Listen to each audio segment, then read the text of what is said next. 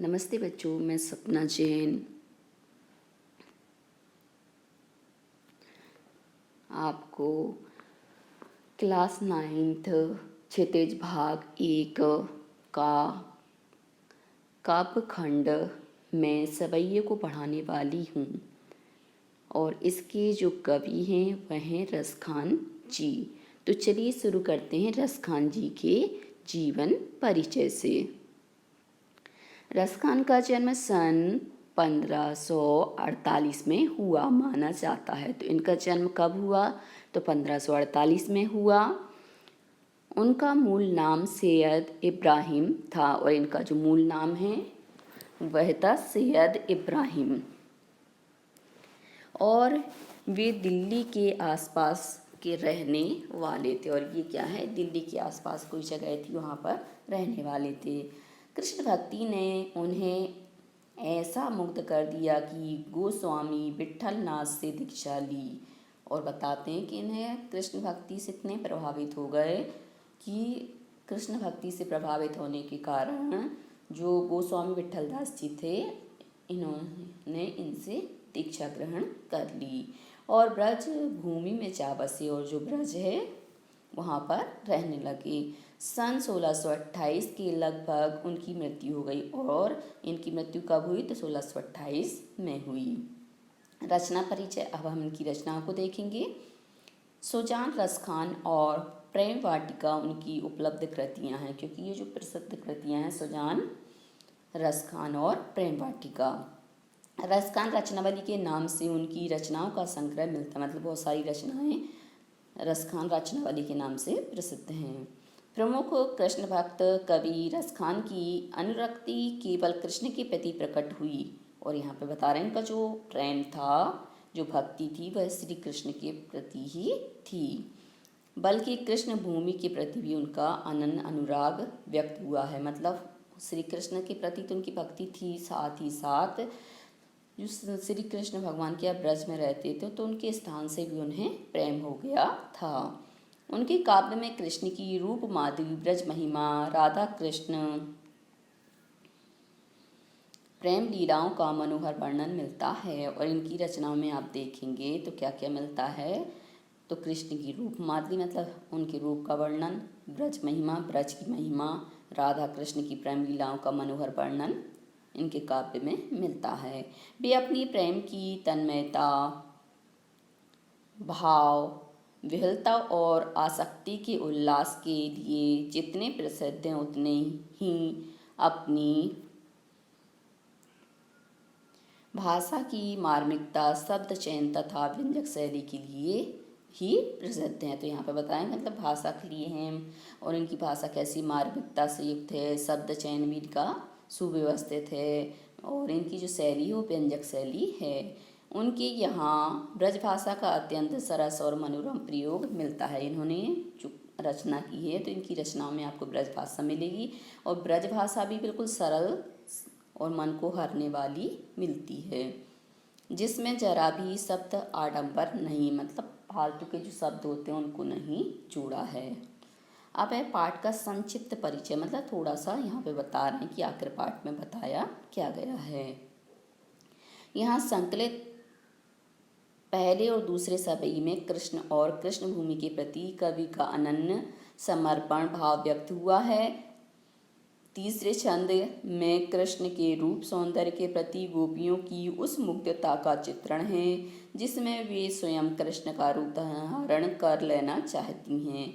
चौथे छंद में कृष्ण की मुरली की धुन और उनकी मुस्कान के अचूक प्रभाव तथा गोपियों की व्यवस्था का वर्णन है। तो यहाँ पर बता रहे हैं कि जो पहला और दूसरा सवैया है उसमें क्या किया है, कृष्ण भूमि के प्रति कवि का जो प्रेम है उसको और समर्पण भाव को बताया है। और जो तीसरा छवैया है उसमें क्या किया है कि जो श्री कृष्ण का रूप है, सुंदरता है, उस पर गोपियाँ इतनी मुग्ध हो जाती हैं कि स्वयं कृष्ण का रूप धारण कर लेती हैं। और चौथा जो छंद है उसमें बताया है कि मुरली की धुन और उसकी मुस्कान के अचूक प्रभाव तथा गोपियों की जो व्यवस्था है उसका वर्णन यहाँ पर किया गया है। अब हम सवैये से शुरू करते हैं।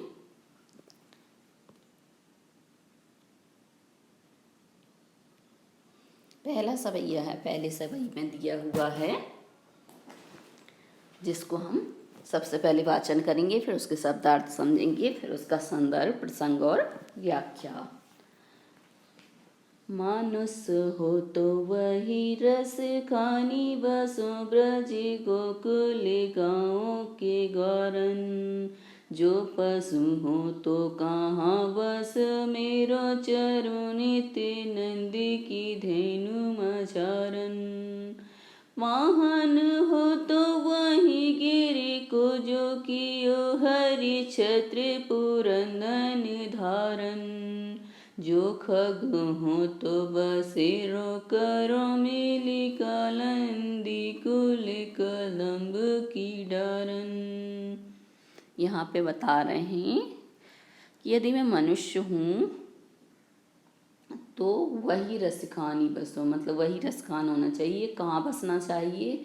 तो जो ब्रज का गोकुल गांव है उस गांव में ही मैं ग्वालों के साथ रहना चाहता हूँ, बसना चाहता हूँ।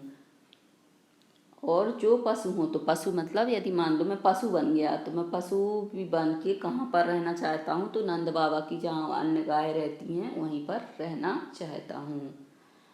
पाहन हो तो यदि मैं मान लो पत्थर भी बनूं तो पत्थर भी मैं कौन सा बनूं? जो श्री कृष्ण भगवान ने अपनी छिकली पर जो गोवर्धन पर्वत धारण किया था वही पर्वत बनूं। और कह रहे यदि मैं पक्षी बन जाऊं तो मैं कहाँ रहूं? तो जो कालिंदी कूल कदम्ब की डार है उस पर ही रहूं, क्योंकि वहाँ पर श्री कृष्ण क्या करते थे? बांसुरी बजाते थे। इसके शब्दों को और देख लीजिए। बसों मतलब बसना, रहना। कहाँ बस मतलब बस में ना होना। यहाँ पे दो अर्थ दिए गए, एक तो बस में ना होना और एक कहाँ बसना। मझारन का मतलब होता बीच में, गिरी मतलब पहाड़, पुरंदर का मतलब होता इंद्र, कालिंदी के मतलब यमुना, क्योंकि यमुना नदी के किनारे ही उनका एक पेड़ लगा था, उस पेड़ के नीचे ही श्री कृष्ण बांसुरी बजाते थे। और पशु मतलब पशु, पाहन मतलब पत्थर, खाग अर्थात पक्षी, कूल मतलब किनारे या तट, कदम मतलब पेड़, धेनु मतलब गाय।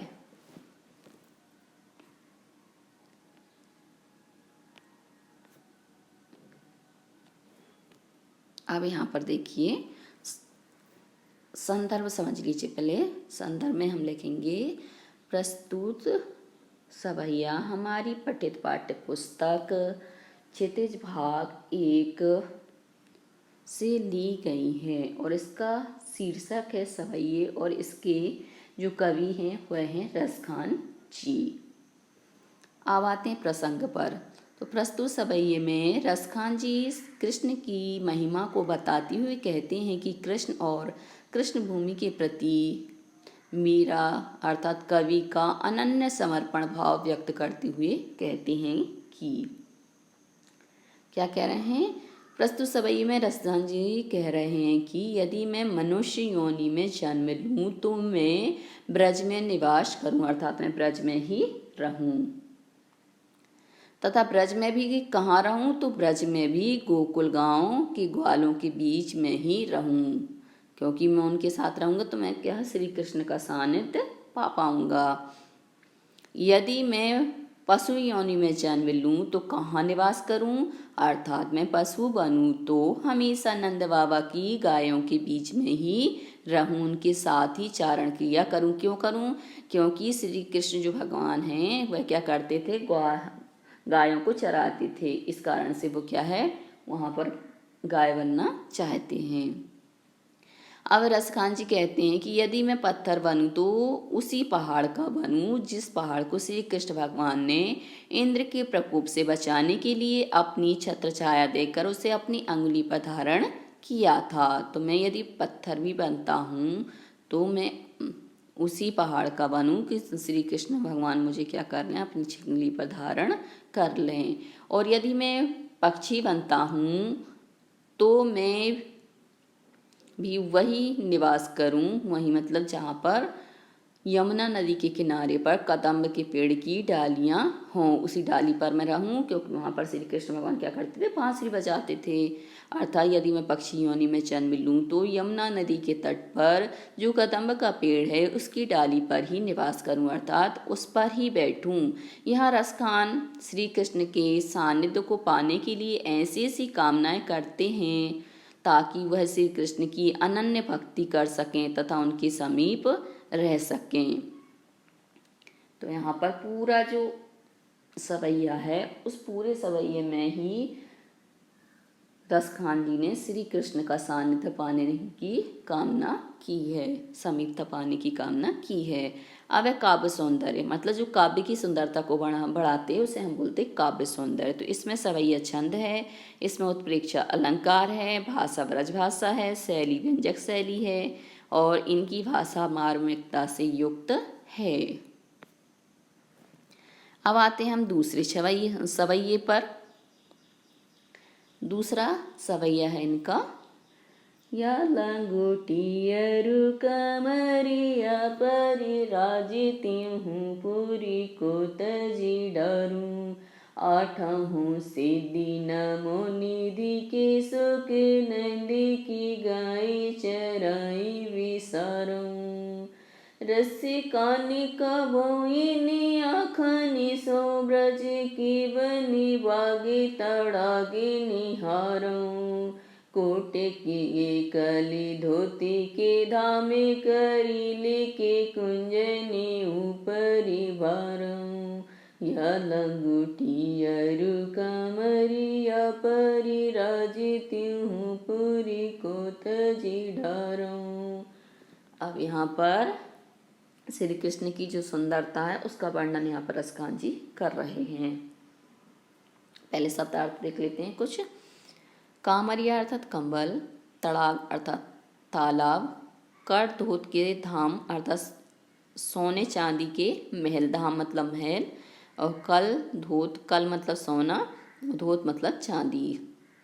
करील कांटेदार झाड़ी, बारू मतलब निशावर करना, पुर अर्थात नगर का, विशारू अर्थात भूल जाना, निहारू अर्थात देखना, कोटक अर्थात करोड़ों, कुंजन अर्थात बगीचा या वन। अब देखते हैं इसके संदर्भ को। प्रस्तुत सवैये हमारी पठित पाठ्य पुस्तक क्षितिज के भाग 1 से अवतरित हैं। इसका शीर्षक सवैये है और इसके कवि रसखान जी हैं। अब इसका प्रसंग है। प्रस्तुत सवैये में रसखान जी श्री कृष्ण की बाल छवि पाने के लिए अपना सब कुछ उस छवि पर निछावर करने को तैयार हैं। इसी का परिचय देते हुए कवि कहते हैं, या लंगुटी अरु कामरिया पर राजत्यहूँ पुर को तजी डालूं। क्या कहना है, प्रस्तुत सवैये में रसखान जी कहते हैं कि मैं श्री कृष्ण की बाल लीला को देखने के लिए अपना अनन्य समर्पण भाव व्यक्त कर सकता हूँ। रसखान जी श्री कृष्ण की लंगोटी और कमर पर लटकी कंबल पर मैं अपनी राज्य और नगर को अर्थात तीनों लोगों की जो संपदा है उनके ऊपर क्या कर सकता हूँ, निछावर कर सकता हूँ।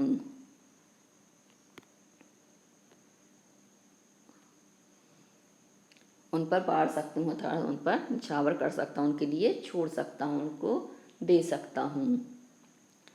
और क्या क्या कर सकता हूँ, तो 8 सिद्धि और 9 निधियों के सुख को भी हमेशा नंद बाबा की गायें चराने के लिए भूल सकता हूँ। यदि मुझे नंद बाबा की गायें चराने की मिल जाएं तो मैं 8 जो सिद्धि हैं, 9 निधि हैं, उनको भी भूल करके सिर्फ मैं क्या करूँगा, उनकी गायों को चराने में ही मग्न, क्योंकि ये सब चीज़ें जो करना चाह रहे हैं वो उनकी सानिध्यता को पाने के लिए करना चाह रहे हैं। अब 8 सिद्धियाँ आप सोच रहे होंगे कौन कौन सी हैं, तो यहाँ पर 8 सिद्धियाँ हैं, अणिमा, महिमा, गरिमा, लघिमा, प्राप्ति, प्राकाम, ईशित्व और वशित्व। ये 8 अलौकिक शक्तियाँ 8 सिद्धियाँ कहलाती हैं। फिर 9 निधियाँ क्या हैं, तो 9 निधियों के नाम हैं पद्म, महापद्म, शंख, मकर, कच्छप, मुकुंद, कुंद, नील और खर्व। ये कुबेर की 9 निधियाँ कहलाती, मतलब सिर्फ कुबेर राजा के पास होती हैं ये, और किसी के पास भी नहीं होती हैं। अब यहाँ पर सवैया का मतलब और समझ लीजिए। सवैया जो छंद होता है यह एक वर्णिक छंद है जिसमें हम क्या करते हैं, वर्णों को गिनते हैं, और जिसमें 22 से 26 वर्ण होती हैं। यह ब्रजभाषा का बहुप्रचलित छंद है। कौन सा? सवैया। तो ये जो 8 सिद्धि और 9 निधि की सुख को नंद बाबा के पुत्र श्री कृष्ण पर न्यौछावर कर सकता हूँ। रसखान जी कहते हैं कि मैं कब इन आँखों से ब्रजभूमि के बाग बगीचे तालाब देख पाऊंगा, अर्थात मेरी आँखें तभी धन्य मानी जाएंगी जब मैं ब्रज की भूमि के बगीचे तथा तालाब देख पाऊंगा। मैं करोड़ों सोने चांदी के महल कांटेदार झाड़ी के बगीचे पर निछावर कर सकता हूँ, अर्थात कृष्ण और कृष्ण भूमि पर मैं अपना सब कुछ निछावर कर सकता हूँ, उसके लिए सब कुछ दे सकता हूँ, क्योंकि उसमें हमें क्या है, श्री कृष्ण के दर्शन होते रहेंगे, श्री कृष्ण का सानिध्य मिलता रहेगा। यदि भगवान का मुझे सानिध्य मिलता है तो ये सब चीज़ें तो बेकार हैं। सबसे श्रेष्ठ चीज़ श्री कृष्ण है, और यदि वो ही मुझे मिल जाते हैं तो ये सब चीज़ें तो उन पर ऐसे ही निछावर हैं। यहाँ पे काव्य सौंदर्य में भाषा ब्रजभाषा है, शैली व्यंजक है, ब्रज महिमा का वर्णन किया गया है। अब अगला सवैया हम देखेंगे।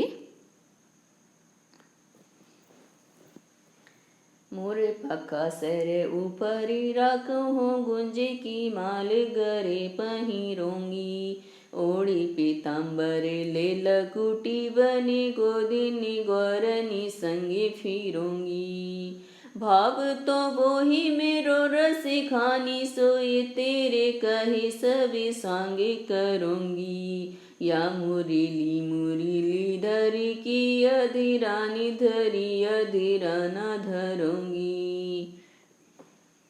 तो यहाँ पर शब्दार्थ देख लेते हैं। मोरपा का मतलब मोरपंख, सिर अर्थात सिर पर, ऊपर मतलब ऊपर, सिर के ऊपर, राखियों मतलब रखना, गुंज की माल गरे पहरूंगी, और गुंज की जो माला है वो मैं क्या करूँगी, अपने गले में पहनूंगी। और आगे बता रहे हैं पीताम्बर, ओढ़ी पीताम्बर, ओढ़ी मतलब ओढ़ना, पीताम्बर का मतलब हो तो पीले वस्त्र कपड़े, ले लंगूटी, और एक लंगूटी लेकर, बन गोधन मतलब मैं क्या है, गोवर्धन बनकर, ग्वालिनी संगी फिरूंगी मतलब ग्वालिनियों के साथ घूमूंगी, भाव तो वो ही मेरो रसिखानी मतलब भाव से तो श्री रसखान जी कहते वही मेरे श्री कृष्ण हैं, सो तेरे कहे सब स्वांग करूंगी, और श्री कृष्ण के लिए ही मैं सारे जो स्वांग हैं उनको, स्वांग मतलब ढोंग, धारण करूंगी। या मुरली मुरलीधर की मतलब, या मुरली मतलब जो बांसुरी है वो, मुरलीधर अर्थात श्री कृष्ण की, आधान मतलब ओंठों पर, धरी मतलब धारण करना, आधा ना धरूंगी ऊपर नहीं रखूंगी, मतलब मैं श्री कृष्ण के ओंठों पर ही धारण होना चाहती हूँ, और उसके अलावा कहीं पर भी धारण नहीं होना चाहती हूँ। अब यहाँ पर संदर्भ पहले जैसा ही हो जाएगा, क्योंकि संदर्भ में ज़्यादा चेंज नहीं होता, सिर्फ प्रसंग चेंज हो जाता है। प्रस्तुत सवई में रसखान जी बताते हैं कि मैं श्री कृष्ण के रूप सौंदर्य के प्रति इतना मुग्ध हूँ, जिस प्रकार गोपियाँ कृष्ण का रूप धारण कर लेना चाहती हैं, उसी प्रकार मैं रसखान श्री कृष्ण के रूप को देखकर उस पर मोहित हूँ। इसी का परिचय देते हुए कहते हैं कि क्योंकि यहाँ पर जो गोपियाँ हैं उन्होंने क्या किया था, एक बार श्री कृष्ण का रूप धारण करके और वैसे ही गोपियों के साथ घूम रही थी, तो वो ही प्रसंग याद करते हुए यहाँ पर रसखान जी कहते हैं कि मैं भी गोपियों जैसा ही सॉन्ग को रचूंगा। क्यों? क्योंकि मुझे भी श्री कृष्ण का ही सानिध्य प्राप्त करना है। और वहाँ पर उनको सबसे प्रिय श्री कृष्ण की बांसुरी है, क्योंकि वो बांसुरी के बिना नहीं रहते थे, तो उस बांसुरी का भी यहाँ पर वर्णन किया कि मैं तो सिर्फ श्री कृष्ण के मतलब ओंठों पर ही रहना चाहती हूँ, उसके अलावा कहीं नहीं रहना चाहती हूँ। व्याख्या। प्रस्तुत छंद में रसखान जी कृष्ण के रूप सौंदर्य के प्रति गोपियों की उस मुग्धता का चित्रण कर रहे हैं जिसमें वे स्वयं कृष्ण का रूप धारण करना चाहती हैं। वो कह रही हैं कि आप अपने सिर पर मोरपंख ही लगाना और गुंजों की माला अपने गले में पहनना, पीले वस्त्र ओढ़कर और लंगोट पहनकर मैं गोवर्धन और ग्वालिनों के साथ घूमूंगी, अर्थात उनके साथ ही यहाँ वहाँ घूमने जाऊंगी। रसखान जी कहते हैं कि वो रूप ही धारण करूंगी जो मुझे अच्छा लगता है और तुम जो कहोगे उसी के अनुसार ढोंग करूंगी, अर्थात तुम्हें जो पसंद होगा वही रूप सौंदर्य धारण करूंगी। आपने देखा होगा कि जब हम किसी को चाहते हैं या पसंद करते हैं तो वो जैसी एक्टिविटी करता है, जैसी गतिविधियाँ करता है, तो हम भी वैसी ही गतिविधियाँ करने लगते हैं, क्योंकि हम उसके रंग में रंग जाते हैं और उसी जैसा बनना चाहते हैं। तो हम क्या करते हैं, उसके ही आचरण को अपना लेते हैं, उसकी हर चीज़ को क्या करते हैं, अपना लेते हैं। तो यहाँ पर भी श्री कृष्ण बनना से मतलब यही है कि उनके जैसे जो उनका रूप है उस रूप को मैं भी धारण करूँगा और जो तुम्हें पसंद होगा वही करूँगा, वही रूप सौंदर्य धारण करूँगा। जो बांसुरी श्री कृष्ण ने अपने ओंठों पर धरी थी, अर्थात धारण की थी, और वह मैं अपने ओंठों के ऊपर धारण नहीं करूँगा। अर्थात यहाँ गोपियाँ बांसुरी को अपनी सौत मानती हैं तथा इसी कारण से बांसुरी को अपने अधरों पर धारण नहीं करना चाहती। तो यहाँ पर क्या बताया है कि जो श्री कृष्ण को क्या है, मुरली बहुत ज़्यादा मतलब बांसुरी बहुत ज़्यादा पसंद होती है, तो सभी गोपियाँ ना उसको हमेशा ओंठों पर देखती हैं श्री कृष्ण के, तो वो उसको अपनी सौत मानने लगती, उसको दुश्मन मानने लगती हैं और कहती हैं कि मैं ना पूरा सॉन्ग वैसे ही रचूंगी श्री कृष्ण की जैसे, पर उस बांसुरी के अपने ओंठों पर नहीं लगाऊंगी। क्यों? क्योंकि ये तो मेरी दुश्मन है, सौत ही हमेशा श्री कृष्ण के ओंठों पर बनी रहती है, इस कारण से इसको धारण नहीं करूंगी।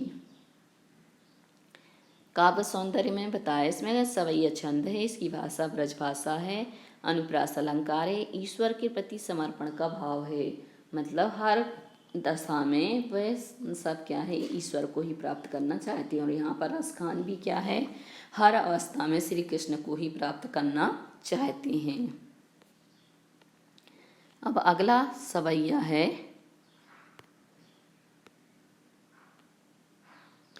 फोर्थ नंबर का अंतिम, तो इसको और पढ़ लेते हैं।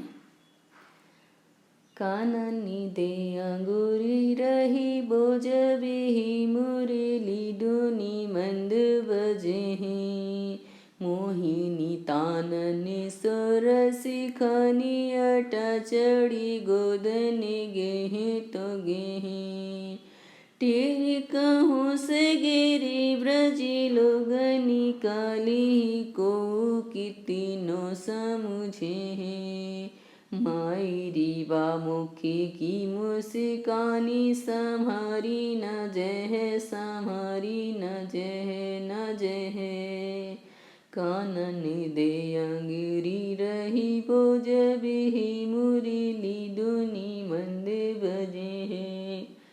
अब यहाँ पर संदर्भ आपका क्या है, पहले जैसा ही रहेगा, सिर्फ प्रसंग बदल जाएगा।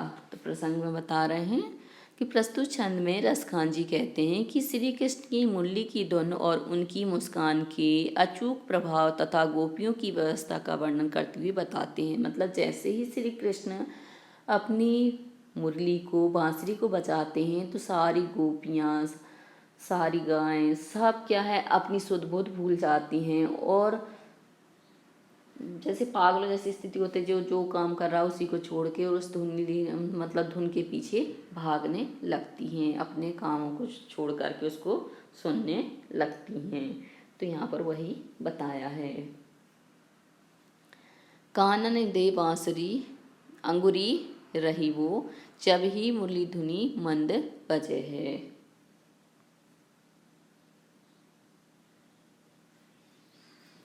तो यहाँ पर इसके व्याख्या को देख लेते हैं कि इस छंद में कवि कहते हैं कि वन से कुछ दूरी पर जब मुरली की धुनी सुनाई देती है, मतलब धुन सुनाई देती है, क्योंकि श्री कृष्ण क्या करते थे, कदम्ब का जो पेड़ था उसके नीचे बैठकर या खड़े होकर क्या करते थे, बांसुरी बजाते थे।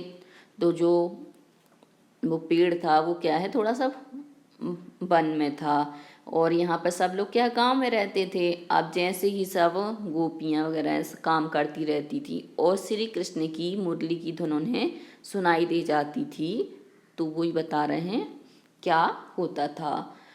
अर्थात बांसुरी की मंद मंद ध्वनि सुनाई देगी तो उसकी मन को मोहने वाली तान सुनाई देगी, क्योंकि जो श्री कृष्ण बहुत सुंदर बांसुरी बजाते थे।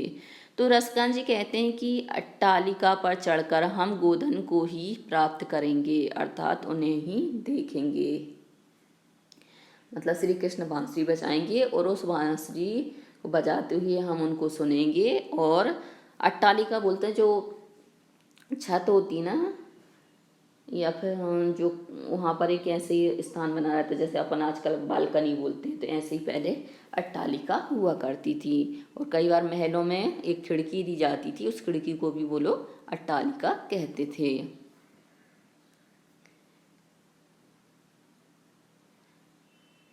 आप कह रहे हैं कि जब कोई मुझे पुकार कर बुलाने आएगा तो मैं या हम सारे ब्रज के लोग वहाँ चले जाएंगे। मतलब ये कोई बुलाने आएगा तो हम सब क्या करेंगे, पूरे की पूरे ब्रजवासी वहाँ पर मुरली की धुन सुनने के लिए चले जाएंगे। चाहे कोई हमें कितना क्यों ना समझाए कि वहाँ मत जाओ, अपना काम करो, समय व्यर्थ मत गवाओ। हे मैया, उस श्री कृष्ण की मुस्कान पर हम अपने आप को नहीं संभाल पाएंगे। अर्थात मतलब कोई हमें कितना भी समझाए कि तुम अपने काम पे ध्यान दो, अपना काम करो, समय को व्यर्थ मत गमाओ, समय एक बार अब मिलता है तो निकल जाने के बाद पुनः प्राप्त नहीं होता, फिर भी हम ये सब बातें नहीं मानेंगे। क्यों नहीं मानेंगे कि हे मैया, उस श्री कृष्ण की मुस्कान पर हम अपने आप को नहीं संभाल पाएंगे, क्योंकि उसकी मुस्कान ही इतनी अच्छी है कि हम सब अपनी सुध बुध भी भूल जाते हैं। अर्थात श्री कृष्ण की मुख की मुस्कान को देखने हम जरूर जाएंगे। जाएंगे मतलब जाएंगे, अर्थात हमसे उस समय अपने आप को नहीं संभाला जाएगा। तो हम क्या करेंगे, उनकी मुस्कान को देखने के लिए, उस बांसुरी की धुन को सुनने के लिए वहाँ पर जाएंगे ही। भली हमें कोई कितना रोके, कितना भी समझाए, हम इस बात को मानने वाले नहीं हैं, उनकी एक भी सुनने वाले नहीं हैं। अब है काव्य सौंदर्य। इसमें सवैया छंद है, यह वर्णिक छंद है, इसमें ब्रजभाषा का प्रयोग है, अनुप्रास अलंकार का प्रयोग है, इसमें मुरली की महत्ता बतलाई गई है। अब देखते हैं इसके प्रश्न अभ्यास में। सबसे पहला प्रश्न है, ब्रजभूमि के प्रति कवि का प्रेम किन किन रूपों में अभिव्यक्त हुआ है। तो ब्रजभूमि के प्रति कवि का प्रेम निम्नलिखित रूपों में अभिव्यक्त हुआ है। कवि को ब्रजभूमि से गहरा प्रेम है, वह इस जन्म में ही नहीं अगले जन्म में भी श्री कृष्ण की जो भूमि है ब्रजभूमि, उसी का वासी बने रहना चाहता है। ईश्वर अगले जन्म में उसे ग्वाला बनाए, गाय बनाए, पक्षी बनाए, पत्थर बनाए, वह हर हाल में ब्रजभूमि में रहना चाहता है। वह ब्रजभूमि के वन, बाग, सरोवर और करील कुंजों पर अपना सब कुछ निछावर करने को भी तैयार है। अगला प्रश्न है कि कवि का ब्रज के बग बाग, वन, बाग और तालाब को निहारने के पीछे क्या कारण है। तो कवि का वन के बाग, ब्रज के वन, बाग और तालाब निहारने का कारण यह है कि वह इन सब से श्री कृष्ण का जुड़ाव महसूस करता है। कवि श्री कृष्ण का अनन्य भक्त है, अपने आराध्य से जुड़ी वस्तुएं उसे शांति और आनंद की अनुभूति कराती हैं। अगला प्रश्न है, एक लगूटी और कामरिया पर कवि सब कुछ निछावर करने को क्यों तैयार है। तो कवि के लिए सबसे महत्वपूर्ण है श्री कृष्ण। इसलिए कृष्ण की एक एक चीज़ उसके लिए महत्वपूर्ण है। यही कारण कि वह कृष्ण की लाठी और कंबल के लिए अपना सब कुछ न्यौछावर करने को भी तैयार है। अगला है, सखी ने गोपी से कृष्ण का कैसा रूप धारण करने का आग्रह किया था, अपने शब्दों में वर्णन कीजिए। तो सखी ने गोपी से कृष्ण का ठीक वैसा ही रूप धारण करने का आग्रह किया था जैसा कृष्ण दिखते थे। इसके लिए उसने सिर पर मोर पंखों को बना जो मुकुट है उसको धारण किया, गले में गूंज की माला पहनी, शरीर पर पीला वस्त्र धारण किया और हाथ में लाठी लेने का आग्रह किया था। आपके विचार से कवि पशु पक्षी और पहाड़ के रूप में भी कृष्ण का सानिध्य क्यों प्राप्त करना चाहता है? तो मेरे विचार से कवि पशु पक्षी और पहाड़ के रूप में भी श्री कृष्ण का सानिध्य इसलिए प्राप्त करना चाहता है क्योंकि कवि पशु पक्षी और पहाड़ के रूप में भी श्री कृष्ण का सानिध्य चाहता है। इन सब के साथ श्री कृष्ण का जुड़ाव किसी न किसी रूप में रहा था, इसलिए वो भी उनके साथ रहना चाहता है। अगला है, चौथे सवैये के अनुसार गोपियाँ अपने आप को क्यों विवश पाती हैं? तो चौथे सवैये के अनुसार गोपियाँ अपने आप को इसलिए विवश पाती हैं क्योंकि श्री कृष्ण की मुस्कान अत्यंत आकर्षक है। इस मुस्कान के आकर्षण से बच पाना उनके लिए कठिन हो जाता है। इस मुस्कान के कारण वे अपने तन मन पर अपना नियंत्रण नहीं रख पाती हैं, इसलिए अपने आप को उन्होंने विवश बताया है। अगला है, भाव स्पष्ट कीजिए। भाव में हम क्या करेंगे, इसके अर्थ को स्पष्ट करेंगे। कोट के कल धोते के धामे करीले के कुंजन ऊपर वारऊं, अर्थात रसखान ब्रज भूमि से इतना प्रेम करते हैं कि वे वहाँ के कांटेदार करील के कुंजों के लिए करोड़ों महलों के सुखों को भी निछावर करने को तैयार हैं। आशय यह है कि वे महलों की सुख सुविधा त्याग कर भी उस ब्रज भूमि पर रहना पसंद करते हैं। अगला है, मायरी व मुख की मुस्कानी समारी न जय है न जय है न जय है। एक गोपी कृष्ण की मधुर मोहिनी मुस्कान पर इतनी मुग्ध है कि उससे कृष्ण की मोहकता झेली नहीं जाती, वह पूरी तरह उस पर समर्पित हो जाती है। अगला है प्रश्न नंबर 8, कालिंदी कुल कदम्ब की डारन में कौन सा अलंकार है? तो कालिंदी कुल कदम्ब की डारन में क वर्ण की आवृत्ति होने के कारण अनुप्रास अलंकार है। अनुप्रास की छटा दिखाई देती क्योंकि क देखो, कालिंदी में पहला वर्ण का, कुल में पहला वर्ण का, कदम्ब में पहला वर्ण का, और जहाँ पर एक वर्ण की बार बार आवृत्ति होती, पुनरावृत्ति होती, तो वहाँ पर क्या होता है, अनुप्रास अलंकार होता है।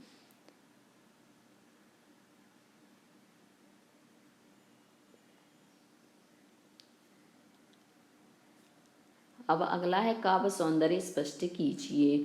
या मुरली मुरलीधर की अधरना धरी अधरना धरोगी। तो इसमें यमक अलंकार का सौंदर्य, मुरली मुरलीधर में सभंग यमक है, अधरान धरी अधरान में भी सभंग यमक है। आप देख रहे हैं, एक अधरान मतलब एक साथ लिखा है और एक अधराना मतलब यहाँ पर ना। तो ऐसे ही दो शब्दों में क्या है, एक जैसे लिखते हैं परंतु अर्थ में भेद होता है, वहाँ पर क्या होता है, यमक अलंकार होता है। तो यहाँ पर मुरली मुरली 2 बार आया है, अधरान अधरान शब्द 2 बार आया है और दोनों का अर्थ क्या है, अलग अलग है। इस कारण से यहाँ पर यमक अलंकार है। और कौन सा यमक अलंकार है, क्योंकि यमक अलंकार के भी विरोध होते तो सभंग यमक अलंकार है। अधरान अधरों पर और अधरा ना मतलब ओंठों पर नहीं में अनुप्रास अलंकार का सौंदर्य भी देखते बनता, क्योंकि आ वर्ण की, धा वर्ण की, रा वर्ण की और नाना वर्ण की क्या है, आवृत्ति हुई है। ऐसी मुरली मुरली में भी क्या है, माँ रा और ला वर्ण की बार बार आवृत्ति हुई है। अब अगला प्रश्न रचना और अभिव्यक्ति से है। प्रस्तुत सवैये में जिस प्रकार ब्रजभूमि के प्रति प्रेम अभिव्यक्त हुआ है, उसी तरह आप अपनी मातृभूमि के प्रति अपने मनोभावों को अभिव्यक्त कीजिए।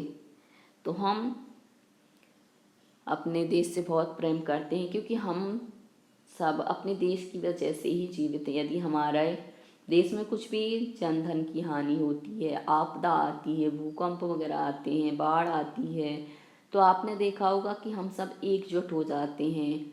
हम सब ऐसे भी भारतीय हैं, क्योंकि यदि हमसे कोई बाहर दूसरे देश में पूछता है तो हम सबसे पहले बोलते हैं हम भारतीय हैं। और जब भी एक सहयोग की भावना आती है तो हम एक दूसरे का सहयोग भी करते हैं। तो इसको हमें क्या करना है, ब्रजभूमि के प्रति प्रेम जैसे अभिव्यक्त हुआ है, तो ऐसे ही यदि मातृभूमि की बात आ जाएगी तो हम भी अपना सब कुछ निछावर करने के लिए तैयार हैं। क्योंकि ये सब कुछ देकर भी अभी मुझे भारत में जन्म लेने को मिलता है, तो मैं उसको लेना चाहूँगी और भारत माता के समक्ष ही रहना चाहूँगी। क्योंकि भारत माता मातृभूमि के कारण ही हम सबका अस्तित्व, यदि ये ना होती तो हम भी ना होते। इसलिए हर क्षण हर पल हमें मातृभूमि की रक्षा करनी चाहिए, और मातृभूमि का सामीप्य पाने के लिए हमें जो कुछ भी हमारे प्राण भी देना पड़ेंगे तो हम वो भी देने के लिए तत्पर हैं। अगला है रसखान की इन सवैयों का शिक्षक की सहायता से कक्षा में आदर्श वाचन कीजिए, साथ ही किन्हीं 2 सवैयों को कंठस्थ कीजिए। तो यहाँ पर आपको क्या करना है, गाना है, जैसे कि मैंने गा के आपको बताया था। एक बार और बता देती हूँ, तो इस टाइप से आप याद कर लेना। मानुष हो तो वही रस खानी, बस ब्रजी गोकुली गाँव की गौरन। जो पशु हो तो कहाँ बस मेरो चरो, नित्य नंदी की धेनु मछारन। पाहन हो तो वही गिरी को, जो कियो धरी छत्र पुरंदर निधारन। जो खग हो तो बसेरो, करो मिली कालंदी कुली कदम्ब की डारन। तो ऐसे आप लय बनाकर इसको गा सकते हैं और याद कर सकते हैं। तो बच्चों, आज के लिए सिर्फ इतना ही। यदि आपको हमारा ये वीडियो पसंद आया है तो लाइक कीजिए, शेयर कीजिए, सब्सक्राइब कीजिए तथा इस पाठ से संबंधित कोई भी प्रश्न नीचे कमेंट्स में पूछ लीजिए। धन्यवाद।